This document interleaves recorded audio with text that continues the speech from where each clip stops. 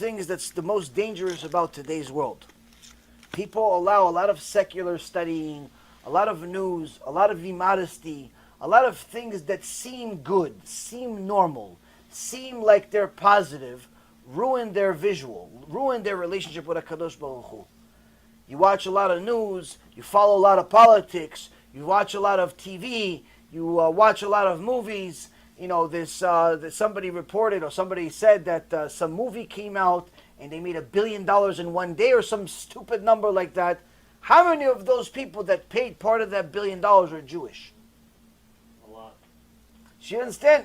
The point is that each time a Jew plays one of these video games, each time a Jew watches these movies, each time a Jew watches the news channel, each time a Jew spends time on the internet looking at nonsense instead of looking at Torah, guess what? They are creating a barrier between them and Hashem, which makes things seem unclear to them. They don't know where the salvation is going to come from. How dangerous is this? I'm going to give you one last story and then you go to sleep. But this story is worth it. Almost 80 years ago, one of the Talmidim of Rav Wasserman, alav Shalom, became a very important rabbi in Poland. But the war was getting hotter and hotter, and he knew that because of his age, the Polish government was going to draft him into the army. Now at the time, Rav Wasserman was visiting America, trying to raise some money, and he got a letter from the student. And this is what it says. He says to him,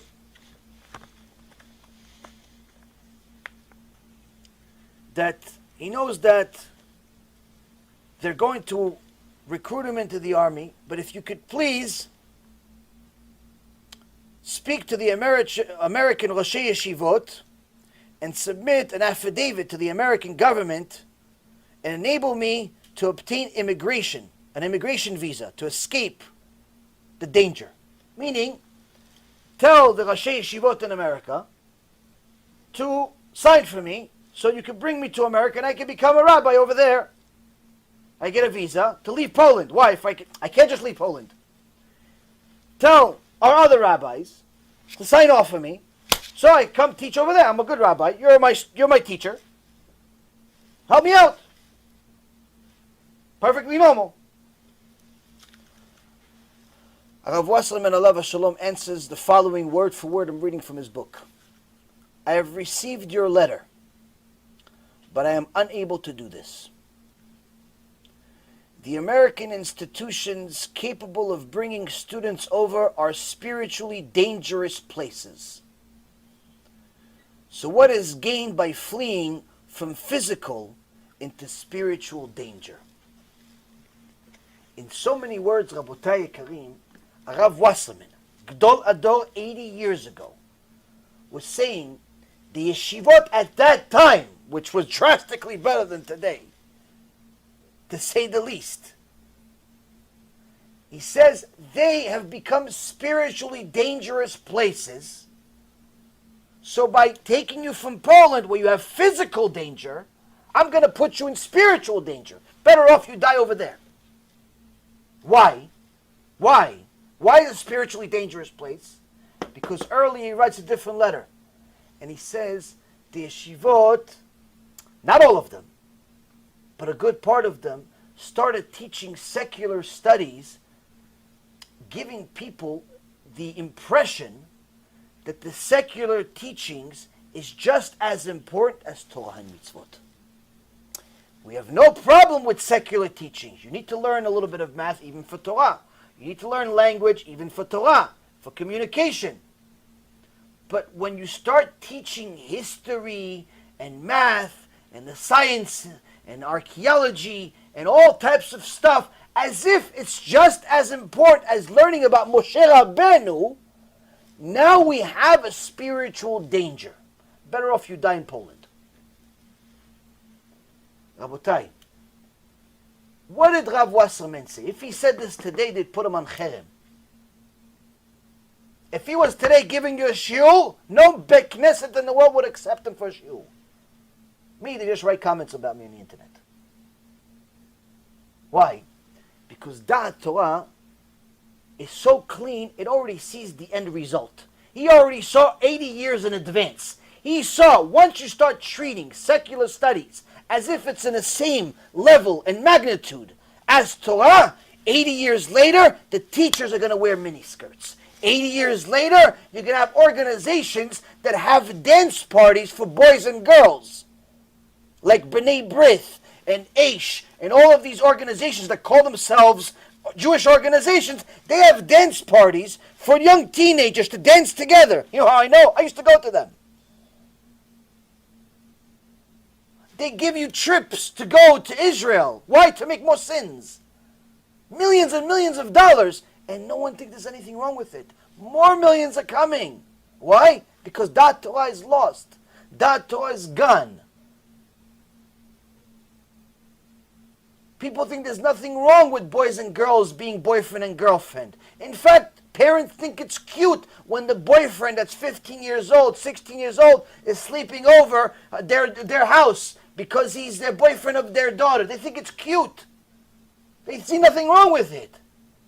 Oh, look, they're holding hands. They're like me and you, honey.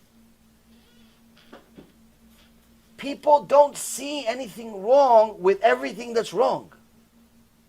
Why? It started 80 years ago. We started looking at the secular world as if it's in the same level as the Torah world. Rav Wasserman already saw this. He says, if you're going to look at both of them the same, this is definitely spiritual death. Only a matter of time. Now, we're not saying don't study math. We're not saying don't study science. We're not saying don't study language. You need to study those things. But remember, they are not in the same level, magnitude of importance as Torah and mitzvot. Never will be, never were, never are. They're just not. You have to remind yourself this constantly. You have to use all of those secular subjects in order to connect to HaKadosh Baruch Hu. How can you use math to connect to Hashem? How can you use language to connect to Hashem? How can you use science to connect to Hashem? If you're using it, if you're learning those subjects purely for wisdom, for intellect, then you have a serious problem. Because that, all of what you're going to learn is going to cloud your vision. It's going to cloud your vision to the point where when it comes, push comes to shove, and you're going to have a test of life, you're going to fail miserably. Why? Because your connection to Hashem has a barrier. Has a barrier. You don't think it's a barrier because all you do is watch the news. All you do is know a little bit about politics. What's the big deal? The big deal is you have no connection to Hashem. You think you do because you don't see anything wrong with it. But when you see a 15 and 16-year-old boy and girl hanging out, dancing in the street together, you don't think there's anything wrong with it. When you see two people kissing in public, or you see a rabbi and his wife hugging each other and having the picture on the internet, you don't see anything wrong with it. You see a Jewish keilah invite a Christian for Shabbaton, you don't see anything wrong with it.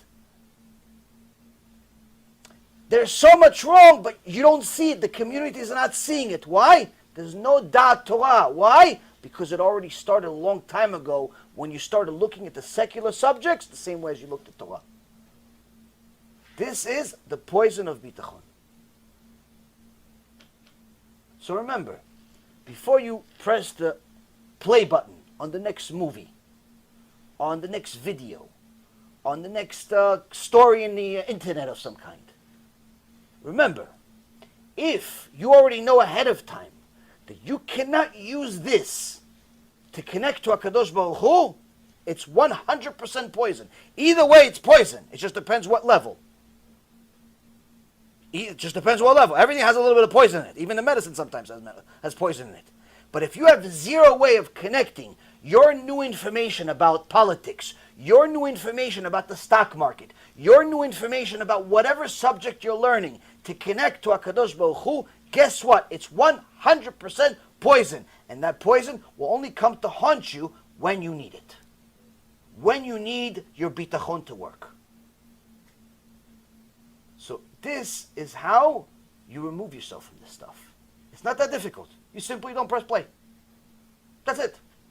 Don't test yourself. Don't test your own Yetzirah. Don't spend so much time watching stupid things. And Bezat Hashem, this will save us. Any questions?